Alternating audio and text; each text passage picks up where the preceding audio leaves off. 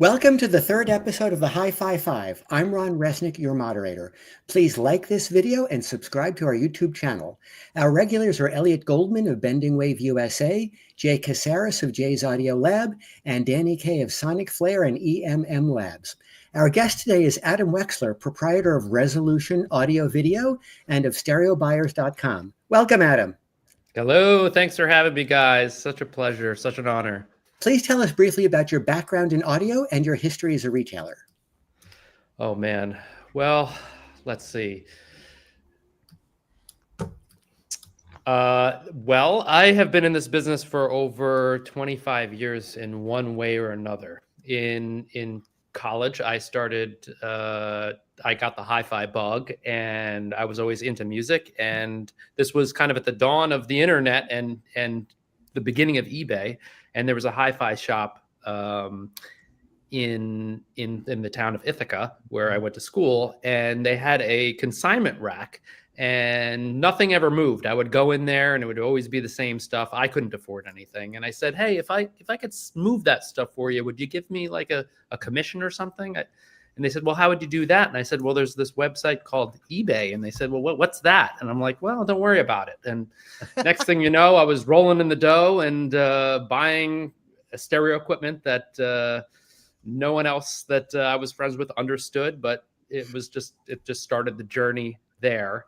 And then I kept on buying and selling, and I started Stereo Buyers, where we buy and sell equipment from people, vintage and current gear. And then that continually fed my addiction for hi-fi gear as well. And then I did a stint in the city at a hi-fi shop for about 6 years, almost 7 years, where I learned just as much what to do as well as what not to do. And I always had an entrepreneurial spirit because I was always running this other business. And I said, I'm going to go out on my own. So I started Resolution Audio Video 17 years ago. And that business has always been a hybrid of custom installation with a focus on high-end audio inside of that. So, the lighting, shades, smart home stuff. And then 2 years ago, I said, you know what, I need to build out a listening room and actually have a dedicated hi-fi showroom in the Brooklyn, New York area, because I just thought that the New York market needed to be shaken up a little bit. I feel like it wasn't being served properly. At least there wasn't a store that I would want to go to anymore. Cool. Yeah. The panelists are going to get into this in more detail, but just generally, how have you been handling the aftermath of the fire you experienced in September? Well, thanks to modern psychiatry, modern medicine, my family, and my wonderful team, and my wonderful friends at Jose Cuervo, I'm doing great. It's as we were talking before we went live, I went through this once before. I lost everything during Hurricane Sandy and rebuilt, came back stronger, bigger, and better. And right now, it's just a matter of managing, the insurance companies, which have been very cooperative, and managing our customers, our custom installation projects. We have 40 projects going on right now that are active. And the hi-fi world of things, we have a lot of trusted customers, and people have reached out via social media and email and phone call from across the whole country and the whole world saying, how can I support you? I want to buy something. And this is what I've said as well. People saying like, how can I support you? Do you have a GoFundMe? And I said, support me so I could support my employees and also continue supporting the business as a whole. Right. Yep. The industry as a whole. Wow. So people have been coming and, and making purchases. We are not hurting for money. It's just logistically a nightmare because we lost everything. Wow. Yeah. How much, sorry, Ron, how much equipment, I guess, pieces of equipment would you say were on display when the fire went off? Let's just put it this way. My warehouse and office and listening room were 7,500 square feet, and we were running out of space. So a lot. and a lot of vintage equipment as well, you know. So thankfully we were able to salvage a lot of our demo gear, electronics. A lot of it made it. Again, having been through this before, we just, as soon as we could get in there, and thankfully we were able to get in there, our equipment didn't burn. We were just soaked for 24 hours by fire boats that were hosing the whole building down with salt water. But as soon as we could get in there, we got in there and stripped everything down, opened it all up. I created this grow tent that I put a dehumidifier in it and an ionizer and all sorts of gadgets and fans. And we just started trying to salvage whatever we could, because my losses were greater than my insurance policy. You just don't plan to lose everything that you have. You know, you don't insure every little thing. So things are looking good for a lot of our equipment. The speakers, a lot of speakers didn't fare so well, but things like some amplifiers, preamplifiers, things like that, they got maybe a little wet, or, you know, everything got wet, but some water didn't get inside things, right? Well, so, yeah. Well, I think that's really great to hear. It's great to hear. Next week we start powering things on. We haven't done that yet. Yeah, everything's cleaned, and you know. Cheers to that. Exactly. So if all the lights, you know, flicker in the United States at any point next week, it's because we're powering stuff up. Yeah, the switch is going on. Yeah. I think that's really good to hear. I mean, I know that, you know, I've lived through, not what you did. I was robbed a bunch of times, and I spent, I don't know if you were in the business when Lyric redid their whole place when I was in New York, but, you know, we were down for over a year, had no showroom, knew anything. And to be honest, it was business-wise one of the best years we've ever had. I think the people in New York were great to us. I hope they're going to be great to you. I know you got some weird stuff going on in New York now, which we can't touch. Has the industry supported you? Have they helped you with the, you know, hopefully replacing the stuff that you lost that you need to install? Have they prioritized you? Yes. Yeah. And I've received support in a number of different ways, for sure. You know, in terms of anything from terms to price concessions to being pushed to the front of the line for wait times, things like that. You know, our customers are our number one priority, and they always have been. So that's what this was all about. You know, a lot of the stress that I've experienced over the past month or so was about being able to continue to deliver to my customers and support my staff, right? They have retirement plans through me. They have health insurance. I have a big team. It's 12 of us, including myself. So it's a big operation. Wow. And plus you were saying you have 40 ongoing custom install projects at this point too, which is crazy in and of itself. So yeah. And our average project is probably, I mean, we're between $300,000 to $1 million each. Yeah. And you know, logistically just navigating everything and having lost what you staged for some projects. I mean, we were supposed to deliver. If I told you what we were supposed to deliver the morning of that we discovered the fire, that morning alone. Wow. But people have been amazing. And you know, most of our customers have, you know, 99.999% of them have been completely understanding and supportive. And, you know, listen, you get back what you put out, and we put out a lot of positivity and joy in what we do. And we've been getting that back. So, I mean, you know, even in the hi-fi realm of things, we just delivered we just upgraded a Nagra HD system to a reference system last week. I saw that on Instagram. Yeah, nice. Yeah. Sounds amazing. That same person also just ordered a pair of Rockport Lyras from us. So, you know, I'm like, dude, you just gave one of my employees like another year to work here, you know? Yep. Okay. And they knew it. They knew it, you know, they knew they were helping. So it was really wonderful. It's really wonderful. That's awesome. Good. Yeah. So Adam, what's the story with the bandana? It's just, you know, Style. Why not, right? Style, swag. man. You gotta. I like it. You know, like a trademark. Yeah. I think it is now. It appeared in some videos, and people were like, then questioning, asking where it went, and they were upset. So I was like, all right, it's a thing now. So why not just roll with it, you know? Absolutely. And then actually my like totally coincidentally, my father had sent me like something in like GQ magazine saying that like, you know, like kerchiefs were back or something. I was like, was that me? Like, I didn't read this, you know. Nice. Nice. Adam, one question for you. So, you know, in this conversation that you just talked about, you mentioned Sandy having already destroyed everything once before, but you having come back that much stronger. What do you think, or what do you feel about the future that's going to enable you to replicate that coming back stronger mentality, like you did from Sandy? Any particulars, anything you can share? I mean, I'm sure a lot of it is, you know, you keeping quiet and all that, understandable, but anything that you sort of thought like, oh, well, you know, now that we're starting off with a clean sheet of paper, you know, here's what we're going to do. Well, no, I mean, I don't necessarily have any secrets that, you know, secret plans.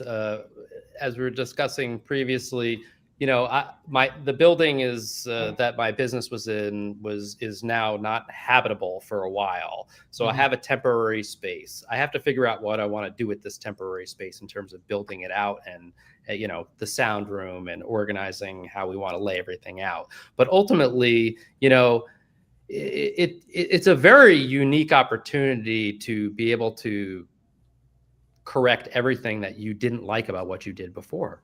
Yep. I mean, so you know, in terms of maybe how we lay things out or how I did the listening room or what have you. I mean, we really hit an amazing stride with what we put together, but nothing's perfect. And, you know, in this business, we're all perfectionists, right? So, you know, you walk by something, the way you did something, you're like, if I could only change that, you know, where that door is over there, or how I ran the power lines, or what have you in a listening room.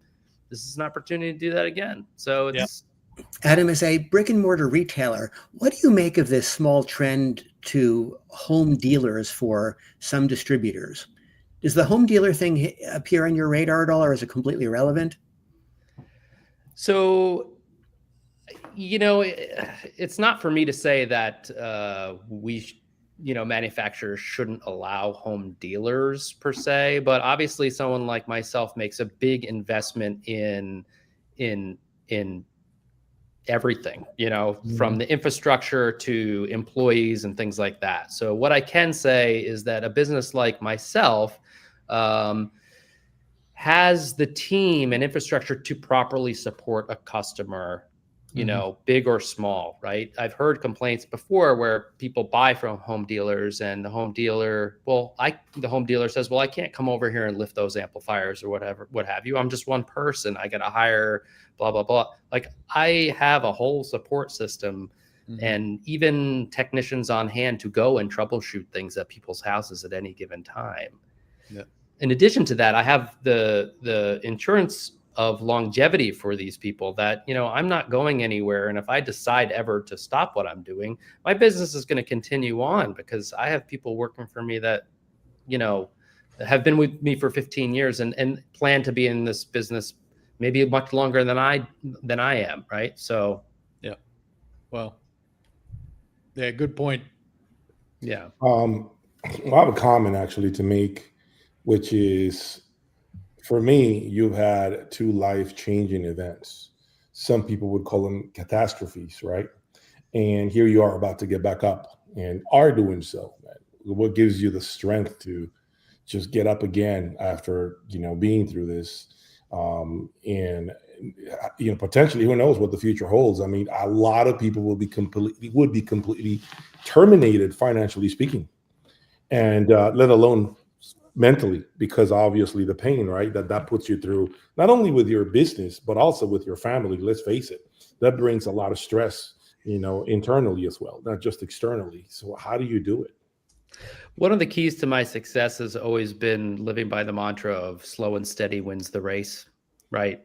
Cool. So I operate very conservatively from a financial standpoint.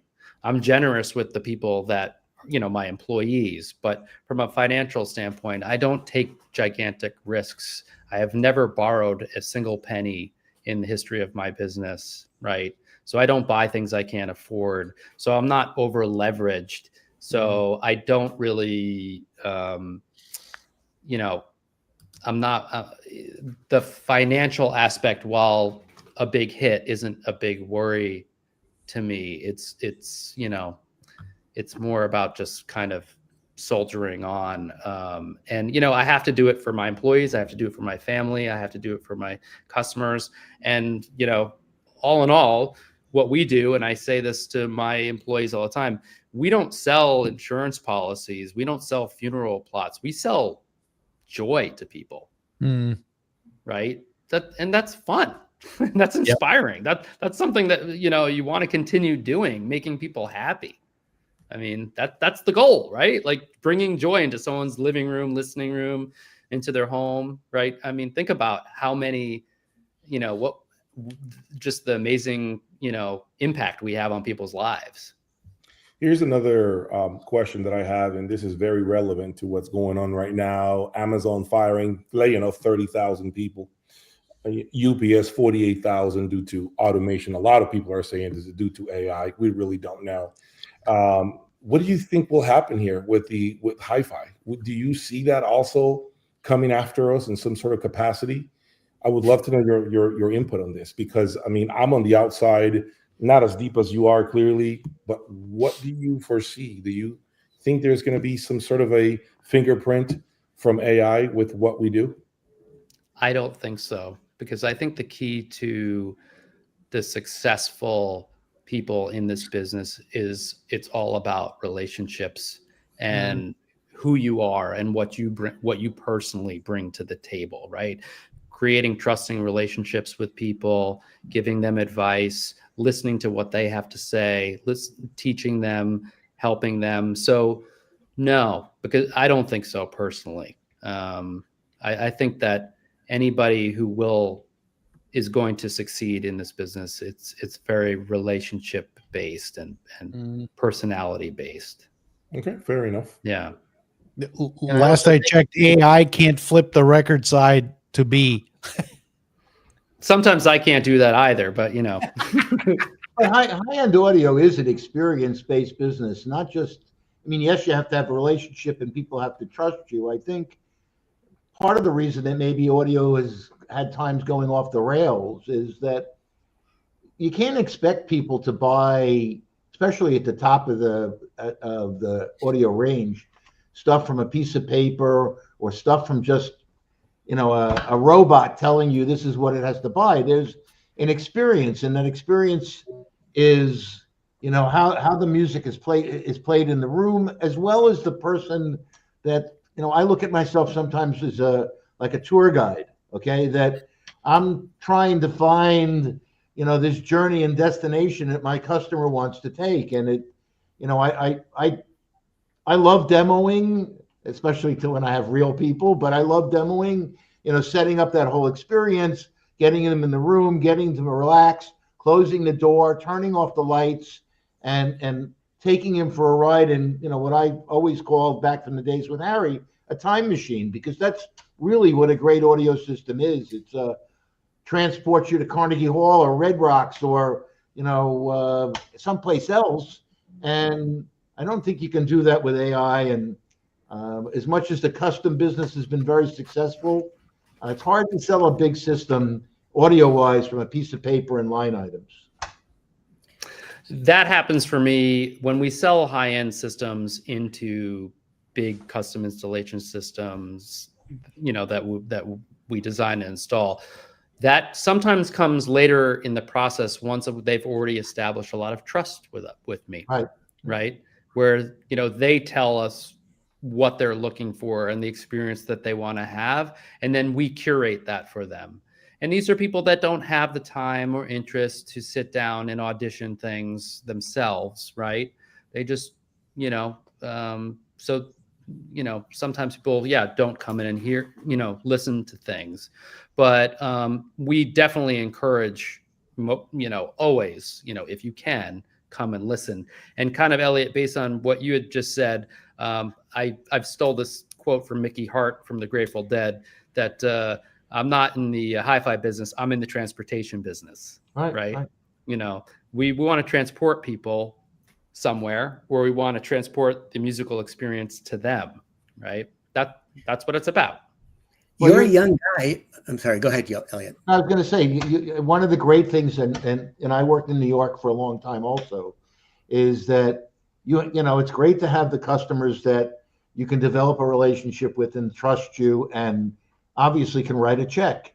And you know, in the suburbs where I am now, it's certainly not what it was being in the Upper East Side, and or being in downtown LA, or maybe downtown Chicago or Dallas. But it's still, you got to develop a relationship with somebody before they're going to write a big check for a bunch of boxes that they don't know what they are. Congratulations. It's good to hear you're successful. Thank you. And, you know, I do think it's about, you know, as I said, it is about relationships. And I ask manufacturers about this all the time. I'm in the biggest market, one of the biggest markets in the country, right? And when a manufacturer comes out with a new product, and granted, I've only had this kind of hi-fi showroom in this iteration for 2 years. So I'm still kind of feeling my way around. But let's say a manufacturer X comes out with a new product that's like, you know, product Y, a phono stage or something like that. And I only sell 2 of them. And you're like, is that all that's happening in the market in New York City? I'm the only dealer for it. So what's happening? I speak to them and I'm trying to understand, like, you know, are people buying them elsewhere, or is it, what's going on? Because there can't just be 2 of these things in New York City. Wouldn't that mean the product's a failure? Adam, you're a young guy and you have a big operation and you plan to be doing this for a long time. How do you bring young people into the hobby so you have purchasers in 20 years? Well, I'm not that young. I'm 47, but I guess that is, I don't even know what that is anymore. In this industry, that's relatively young. Exactly. Well, in this industry, I guess I'm young. In terms of bringing people into the hobby, I think it's pretty easy. If you kind of stick to this basic roadmap. And I think that, and this, I think, applies to everybody, actually, not just young people, because listen, we want to bring everyone into this hobby, not just young people. We want to share music with everybody. And I think it boils down to, you know, again, the relationship. You got to ask a lot of questions, and then you have to actually listen to their answers, right? Mm-hmm. That's first thing, because so many people just aren't even able to do that, right? And then secondly, I think there's a problem in this industry in a lot of ways where something's presented to somebody as the best, right? Like you show them, you put them in front of a $500,000, $1 million system. You're like, this is the best system in the world. Like everything from here is a compromise. And I'm going to teach you how to make the least amount of compromises from here. I think that's the wrong way to go about it. It's kind of like grandstanding and scaring people off. They might be impressed by that, but they might not be. I think that, you know, the way we kind of conduct ourselves is explain to people that there's no right or wrong answer, that everything that we do is subjective, right? And one thing that they like, I might not like, vice versa, you know. So explaining to them that there's no wrong answer. Like, it's okay if you like these tiny little speakers and then they make you smile and they make you cry. It doesn't make you less of a person because you don't think this $500,000 system's absolutely amazing. So I think that's a big part. And then lastly is connecting from the music perspective, focusing on the music perspective of things and connecting with your clients or potential clients through the love of music, because a lot of people don't care about the equipment that we work with. They just don't care. They're just listening and they say, I like this better than this. This one is, you know, clearer, or this one's warmer, or this speaker's what have you. But it's not really about the speaker. It's what they're hearing, but they're more interested in the music aspect of things and what the system's doing to their music. They're not obsessed with the details of the hi-fi system. You mentioned earlier that you opened the shop because existing New York City shops didn't have what some people were looking for. What were they missing, and how did you improve the retail experience? I think a lot of what I was just saying, basically what I just explained, just a non-judgmental atmosphere where people can come in and disagree with me about what they're hearing, or, just a very laid back atmosphere where there's just no judgment and there's just no wrong answers. It's just, if this system made you cry or laugh or get up and dance, then we're getting somewhere. Right. So interesting. Last show we had one of the Analog Planet writers on, and I asked her the same question. I said, hey, isn't it kind of funny that a lot of musicians don't really seem to care what stuff sounds like at home when you're playing it back? Generally speaking, probably the place where you're going to listen to music the most. But yet audiophiles do. And so I always, I've, been around this hobby forever and a half, it seems. And I always kind of like you approach it from the music perspective, right? In fact, when we still lived in LA, I used to host like monthly music sessions, and, particularly asking friends to invite other friends that are not audiophiles, right? Because I didn't want to, cater, I guess, to the audiophile crowd. I wanted to cater to the people that care about music. And, I guess I'm curious if you can share, if you're willing to share, what the percentage is of people that are coming to your store for the first time that are, hey, I'm an audiophile. I got, I didn't get the greatest experience at, whatever other place there is in New York City, but I heard great things about you. Or the person that's a music lover, which I consider myself to be first and foremost, that is like, hey man, I just had this unbelievably unforgettable experience at a friend's place, and I don't have that kind of budget, but what can you get me in that's going to give me that experience? So, I mean, it's kind of like the audiophile versus the music guy. What is that balance? What are you seeing in your store as far as customers? I think you'll be happy to hear, and thankfully, I feel like it's more music lovers than audiophiles. Nice these days. That's a shock to me. Yeah, I know. Well, shock to me. Listen, I'm an audiophile myself, but a lot of it's just, rehashing the same shit over and over again, right? It's polishing a turd. I mean, wait a minute. So you're saying different flavors, right? We're just talking about different flavors now. The audiophile is a difficult customer. It's a very competitive part of the business. And, I've been doing this a really long time.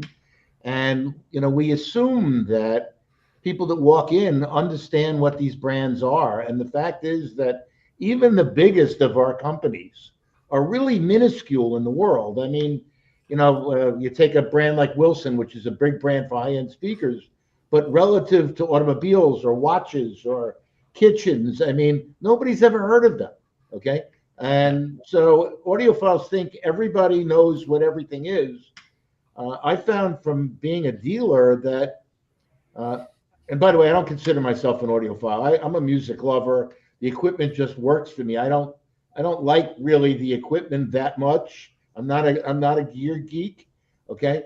I like what it does for me. It's like the same thing with a car. I don't care what the brand is. I like driving the car. So I think if you can relate to a customer, find out what kind of music they like, because obviously that determines it, and what the space is, and the last of which budget. But, I don't listen to hip hop. So what I like is not going to be for a hip hop guy or a heavy metal guy. So, when I have those guys, I actually have to work really hard to try and find something that I might have that they might like. Jay, you had a question? Did I just hear a dealer admit that a lot of the product that we have are nothing but repackaged products? No, no. I didn't say that. I didn't say that. No, he was talking. Unknown. No. Oh, you're talking to me, Jay, right? Yeah, you said you rehash the same thing over and over. So that's No, how. no, no. I mean rehash like the conversations. Gotcha. Okay, understood. Yeah, like the same conversation over and over again about you know. I'm glad for the thank you for the clarification. I just needed to be clear. On that. No, actually, you know, if you look at the brands that I represent, we've chosen them carefully from the perspective of a few things, but one of them, the biggest, of like, you know, how much joy they bring to people from a sonic perspective. I'm not really like a measurements guy where I need to hear the bell or this or that. And any good piece of equipment will do that, but it's not overly analytical type of, you know, approach that we take from a sound perspective. But also a lot of the brands that we deal with they're heritage brands and have a place in the history of the world, right? Like Nagra sent a recorder, you know, a tape recorder to the moon. You know, Macintosh was in the Wall of Sound. They were at Woodstock. Caceres has been around for 9 million years. We sell Lieben. They sell products that they've not changed at all for 20 years and still sell. Are you saying you're selecting brands based on their history rather than their profit margin, which a lot of dealers do? A lot of dealers is based on that profit margin, and so or the flavor of the month. That's the truth. Well, listen, you have to make money, right? So if there's an impossibly small profit margin, it's just not even a thing on the table. But beyond that, no, I don't choose things. My brands were curated based on the relationships that I could form with these manufacturers, the performance and sound of the products, the reliability, their longevity. These are not brands that come out with a new MK2, MK4, MK whatever every other day that alienate my customers, making them feel they made a mistake. Yeah. You know, it's all, there's a lot to take into consideration. Having been in this business for so long, you know, absolutely. You know, you could see it from 9 miles away, you know, some of these brands and what they do, right? Yep. Any other questions, or shall we turn to the music segment? Ooh. Actually, no, I do. So first of all, you know, seriously, thank you for being candid with us. You know, as we're kind of getting started with this whole programmatic approach to, you know, delivering a very open-minded conversation to viewers. You know, it's definitely refreshing to see that you're sharing all your points from what I feel very candidly, right? So I think that's great. The one question I have, which for me as an experience-driven person has always left me sort of scratching my head. Why do you think audiophiles and or retailers, manufacturers, it all kind of comes together, have resisted so much that push into multi-channel for music playback? Or are you noticing that at all? Maybe as a custom installer, you're not really seeing that. But, you know, to me, stereo is fantastic, but a very well done multi-channel mix surpasses stereo, period. And yet there's been so much resistance and so much pushback over the last really, 50 years? I mean, ever since the whole quad thing came out back in 75, 76, whenever that was, quadraphonic. What's your take on that? Well, I think it's hard enough to turn people on to stereo systems as it is. So if you want to add 19 more speakers into that equation, you know, it's going to get a lot more difficult. So you got to start somewhere, right? Maybe you start someone with 2 speakers and maybe in their living room. But I think also just aesthetically, from the reality is, at least in my market, which we're dealing with brownstones and townhouses and apartments, it's just not realistic. Nobody wants that in any room of their house, right? At least in you know, in this market. Sure. I totally agree. And it's hard enough selling a guy 2 speakers or put in a house, and even if Danny's correct, which we could have another show on whether I agree with you or don't. I personally think that a lot of the home theater hocus pocus, Dolby Atmos nonsense with 19 speakers and 26 subwoofers really is not the experience of music that I grew up with. And when I go to most type of concerts that I enjoy, don't sound like that. I guess if you're going to see, a rock band in a 70,000 seat intimate facility outside, that's a little different than going to see a chamber group or an orchestra or a small jazz group. And I kind of tend to do that, and I think a lot of people do. But when you get into someone's house and you're talking about running sides and rears, and now you've got all the gear that has to run that, because we've run a custom business for years and years too. The real home theater that we used to do has become smaller and smaller and smaller because people just don't want that. And the expense of it too, but that's a whole nother subject. Danny, I'll say as well, is like, I can't say their names, but we do work for the top, some of the biggest names and actors and directors in Manhattan. They're not interested in that either. Interesting. Yeah. I personally feel that one of the main two reasons. Reason number one, it's not a real purist approach. 2-channel being recorded with two, in stereo. Unless, of course, there are going to be those cases in which you do have you can record it in multi-channel. When you hear multi-channel music, 9 times out of 10, you're hearing someone else's mix. Someone else out there is mixing up everything and then giving you an experience through multiple speakers. But that's not the truest form of what was there. And so I think mentally, I think it can disturb those purists out there. I'm a purist. I want digital. I don't want no DSP. I think we should have a show on that, actually, funny enough.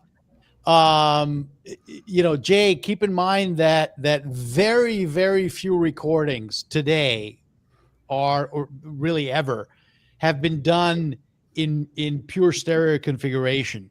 Everything you're hearing today is all multi-track, mixing console, 24 tracks, 48 tracks that the recording engineer put to tape or digital, mostly digital, obviously, and then someone mixed it and put the final mix together, et cetera, et cetera. Hence why people like Steven Wilson are able to go in and go back to the original source material, remix it, and then come out with a new enhanced version of that mix. So, I get what you're getting at. I understand the whole purist approach. Maybe you could have framed that like in regards to music from the 50s and 60s, but today there's no stereo recording today, period.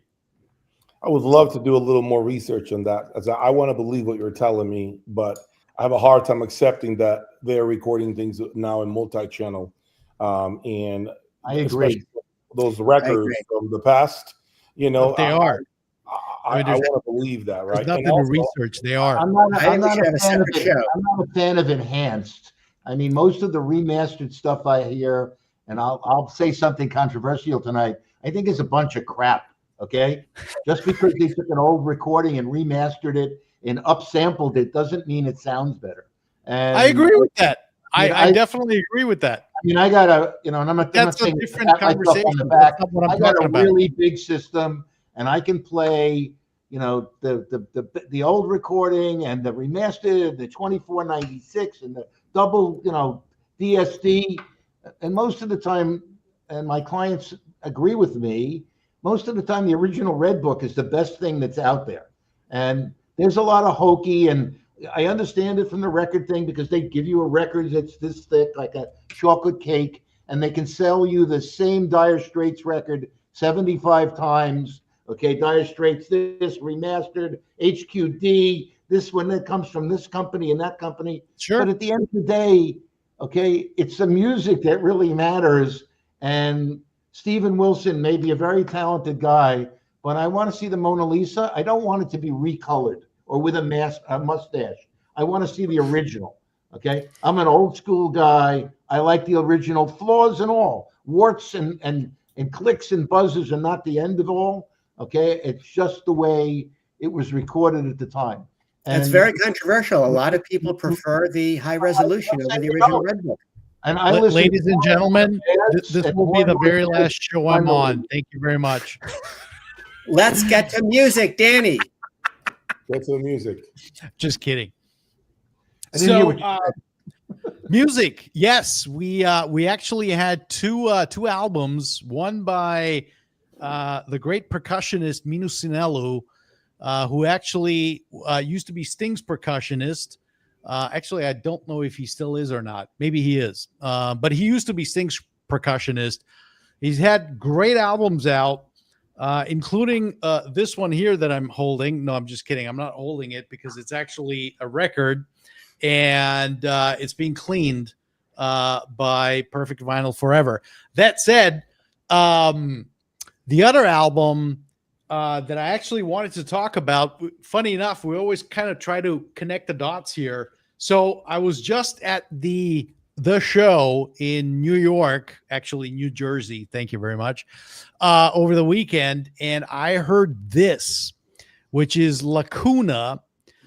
Never heard of them or her, and it's actually it's two folks, Tom Hamilton and Holly Bowling, and it's on the Royal Potato Family label. Let me tell you something. No, seriously. So Jeff Catalano, great friend of mine. Shout out to Jeff. I don't know if he's watching or not. But he's a proprietor like Adam in the New York area, although very different systems and very different gear that he's selling. But he's big into music. And I walked into his room, as I always do, with $500 because I know that I'm going to lose it by the time I walk out of his room with all the money I spent on records. Anyway, he was playing this, and it's acoustic piano with reverb and some drums and some ambient stuff. Holy shit, man. Unbelievable. So anyway. Okay, well, what about you forced me to listen to new music, which I never do. What about those albums you sent us so we could talk about? Well, exactly. So talk about it. What'd you think of the Minu Sinelu album? Okay, I don't know which one that is. I didn't like the African music thing, fucking jungle music. Forget that. I didn't like the synthesis. I didn't like that. I did like one thing. I liked one thing. I listened to every track on Christy Moore. Okay. Very Sinead O'Connor-ish in terms of folksy and political. Yep. I like one song. And for me to like one song is a big, big deal. I don't like new music. Lyra McKee. Great song. All right. I like the Mino Sinelli. I actually liked it the second time I listened to it, but it is kind of it's specific music for a certain thing. This is the kind of music you listen to late at night in your room in the dark when you are smoking a joint or drinking a scotch or smoking a cigar. The percussion is interesting. It's music to probably, like I said, lie on the couch and maybe pass out to, but I like that kind of music at times too. The other one, the one that Ron was talking about, I couldn't find the album, and the one Adam liked was a good recording, but I just, it wasn't for me. All right. Well, look, I came to Christy Moore through the great Peter McGrath, who's of course been with Wilson Audio forever and a half. I thought we weren't using that word. Let's be nice now. How about the experienced Peter McGrath? Yeah, there you go. So Peter has been a good friend of mine for ever since I've met him, which is probably 20 years ago. Long story short, when he came to set up my first pair of Wilson speakers back in 2012, he played Christy Moore, and I had never heard of Christy Moore before. But the vocals and the recording quality on all of his albums, by the way, including his live albums, are truly spectacular. And the baritone voice that he has, I think, lends itself very well to digging out faults and warts in your system as far as speaker setup and all. And I can tell you that if he's in the room, I know it sounds cliched, I hate it, but it is what it is. Take my word for it. If he sounds like he's in the room, your speakers are set up perfectly. So anyway, I'll leave it at that. Anyone else? Jay, did you hear it? Oh, unfortunately, I have not been. I haven't heard it. I haven't listened to it with everything I've got going on. I didn't have a chance, but I will try my hardest next time. No worries at all. You get an F. I know. I figure. Adam? The only music I could critique this week is the hold music that I've been listening to with my insurance companies. And it sucks. That's hilarious. Yeah. That's funny. Yeah. I'm pretty sure that there's companies that sell that kind of stuff. In fact, I know there are. And it'd be kind of interesting to get someone from one of those hold music people on the show. Ron, something for you to look into. Yeah. It's either the best episode or the worst episode you've ever done. Guys, how do you guys record this? There's a lot of hope music out there. Unfortunately, both Adam and I are Jewish, so the Christian music may not exactly be the thing, but there's a lot of hope there. The Sinelli album was really good, though. If any of the viewers that have a really good system that has good bass, that New York Strut and a couple of other tracks on there are really quite good. They're I would call them demo recording kind of stuff. I don't know if I would listen to it, full time, but I did listen to it yesterday when I was resetting up my system because the big speakers left to go to the show. And I didn't like it at first, but by the time I listened to it again, I guess I was tired. I sat down in the chair and I actually liked it. Love it. So Elliot, I got to tell you, not only get an A, which would be standard for American schooling system, but in Austria, where I grew up, you would get a Roman numeral A, which is like, holy shit, man, you freaking exploded the show and you got the best on the scene, period. So isn't that called the Scarlet Letter? What's that? Isn't it called the Scarlet Letter you're giving me? I thought I was going to get a pat on the back for actually listening to new music. Well, you get that. You definitely get that, Ron. Thank you. Thank you. You get a warm handshake. Thank you. I appreciate that. I should. I've gotten kicked. Coba's kicked me off for violating their prohibition on listening to the same song more than 500 times. I love it. It's like the no-fly list. Ron does have the reputation of a very narrow appreciation of certain types of music. Yeah, so there are like 400 records behind here, but it's actually 5 copies of the same thing. So it actually is not that many titles. So true story. When I first met Ron, which is 15 years ago, he shows up in my house with his little suitcase, and he's got like 5 records in it. But it really wasn't 5 records. It was 2 records and multiple copies because he wanted to play the best copy with the least noise. And I was like, you got to be kidding me. I've never seen anyone walk into someone's house with 5 copies of the same damn record. But Ron, kudos to you, man. You do it. That's one of the few titles I liked.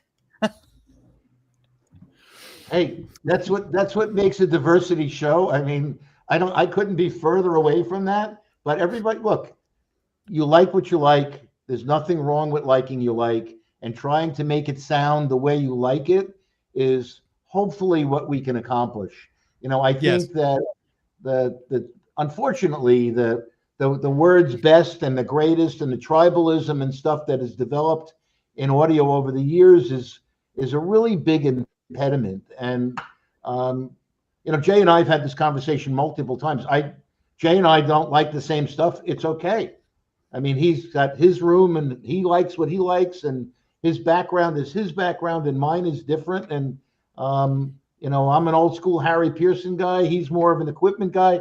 Who am I to tell him he's wrong, or vice versa for him to tell me I'm wrong? At the end of the day, you park your butt, you turn on the music, and you dig it or you don't dig it. Well, here's my take, Elliot, just to piggyback on what you just said. You're right. I love the equipment, right? My rush comes from seeing the multitude, the variety of top-end electronics that I own at the moment, that I have owned throughout the past, 15 years, I would say. For music, I really don't need any of it. I made a video about this. I really don't need any of the gear that I own. And let me tell you, I own a hell of a lot of equipment right now, and I don't need any of it. I can grab my AirPods, get on my big 6-wheel truck, and get on that crazy I-45 interstate here in Texas and drive away into the sunset, and I am happy. I am enjoying the music, the sun. I'm actually just different like that. And so I have never required a great sound system for me to connect to music, if I'm being honest. So that's one thing that I have always highlighted, and I've told those that are close to me, we don't need any of it. We just have money to spend on it. There's a difference. No, I agree. I mean, like, I think sometimes just getting in your car and, getting your hair blown back, but I always found that there's audio that I listen in the car, which is very different than what I would listen to late night in the house. Okay. And I don't think there's anything wrong with that. I don't think I would listen to the kind of stuff where I go into my sound room and close the door and turn off the lights when I'm driving, because I'd kill myself. But, a lot of the rock and roll and stuff like that, I love in the car. I absolutely dig it. And to me, music is part of my life that I can't live without. And I think I could live without the equipment. I don't think I really have a problem. I'm not a headphone guy, but as long as I had something to play that I could listen to music, I guess I could be satisfied. The problem is you keep pushing yourself and pushing yourself. And I wonder, Jay, if you went back to $1,000 worth of equipment in your room, where you'd say the same thing. But yeah, I understand the car part. That's different. I think you guys are full of crap. I like it as a dedicated activity. Instead of doing some other dedicated activity, I want to go into the room, a very specific thing. I'm going to spend an hour, however, a couple hours, 3 hours, 4 hours, a dedicated way. Listening to the same thing in the car does absolutely nothing for me. So why are we full of crap? That's the whole because thing. Because we're audio. Because it sounds like you're audiophiles pretending to be music lovers that don't care about the equipment. That's why. No, that's not quite the same thing. But I listen to more than 50 female vocal records. So there are different things for different. I don't things. listen to 50. It's more like 25. Okay, but you can't get in your car and listen to music and enjoy it. Not in the same way where I have some suspension of disbelief and I feel like Stevie's singing to me in the room. Absolutely not. I just said that. I'm not going to put on Pink Floyd The Wall or Dire Straits Love Over Gold and drive my car with my eyes closed. Okay. But there is music. I'll give you an example. I used to drive on Saturday mornings to Lyric, and I lived on Long Island. And on Saturday mornings, there was no traffic. So I could actually drive I had a Nissan Z at the time, and it was all souped up. And I could put on the Sultans of Swing and do 110 miles an hour all the way into the city. Okay. But I don't like to listen to that at home on my stereo. Okay. Or level 42 or that kind of, dramatic beat music and stuff like that. I have to listen to what fits my mood, Sure. And sometimes it's orchestra. Sometimes the last 2 years or 3 years or 4 years, it's been much more jazz than anything else. I kind of moved away from vocalists, not to say I don't listen to them anymore, but I listen to less of them. Okay. And all our tastes change. They change in, pretty much everything in our life as we get older, and we just adjust to it. There's a great question there from EMMLabs for Adam, by the way. Yes, I see that. It's a great question. Adam, as a buyer and curator, what's a turnoff that you have seen from a brand or a brand representative? There's two main things that come to mind right away. First of all, saying anything disparaging about their competitors or other brands, specifically from a performance perspective, because as we've discussed this whole time, this is all a matter of opinion. It's a matter of taste. And when you're dealing with the high end, again, I don't feel like there's necessarily a absolute better thing than another thing. So there's absolutely no reason for them to disparage their performance of any other competitor. That's one thing. And then the other thing I would say is, I've had brands approach me about becoming a dealer, and I know that what they were doing to me, because there was another dealer nearby that had a big investment in their products. Yeah. Even if it's a great line that I want, I'm like, you're screwing over this other dealership by bringing me on. And I know you'll do that same exact thing to me one day. Right. So the support and trust and all of that stuff you could just see is not there from the beginning. And it also, that type of arrangement also confuses customers too. It pits dealers against one another, or it just makes things complicated for, I feel, everybody. And ultimately, in the end, everyone loses, but the customer loses also, I feel, because it's just, things get weird. If that makes any sense. Yeah, first of all, Adam, thank you very much for coming on. And I still owe you a thank you from last year's Florida show. That was a really solid that you did for us, and I really appreciate it. Thank you. If you only know those pieces right now after being rained on by the fire. Jay might buy them at a serious discount. I mean, that's more an issue.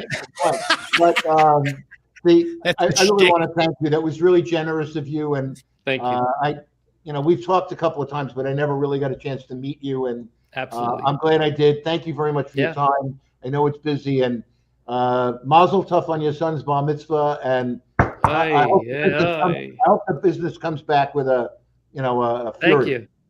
And Ezra, as you've seen in a lot of my videos, he's in a lot of my videos, and he edits a lot of my videos, actually. So awesome. My whole family's involved in the business. Is he the one on the skateboard? Probably in that video. Yeah. He did a knob feel video for me. Check it out on my YouTube channel. He rates the knobs of all the equipment in my. Oh yes, I read about that, or I heard of DeVore was talking about that. Yes. Yeah. I love it. So what a great thing. It's a family affair over here. We love music. We love technology. Yeah. So I bet. Adam, great meeting you. Thanks for coming on. Next time I'm in New York City, I'll definitely come and visit. Please. Yes. I need some help moving some stuff. If you all right, I'll be there tomorrow morning. There you go. I have to tell you, Danny's more of the supervisor. You got to, whatever. Yeah, Jay looks like he can lift things up and put them down. He's the real guy who goes, that belongs over there. Excuse me. I think the next episode actually should be about audiophiles and back problems. That could be one. Or maybe I come up with a very interesting guest. We'll see. I'll leave the audience with that in mind. I want to bring someone controversial in the industry, and I think it's going to be something that many people would definitely be willing to watch. Thanks, everybody. Thank you, everybody. It was so nice meeting you. Come see us next Wednesday. Like the video, subscribe to the channel. Bye-bye. Take care. Great job, Ron. Thank you. Are we out?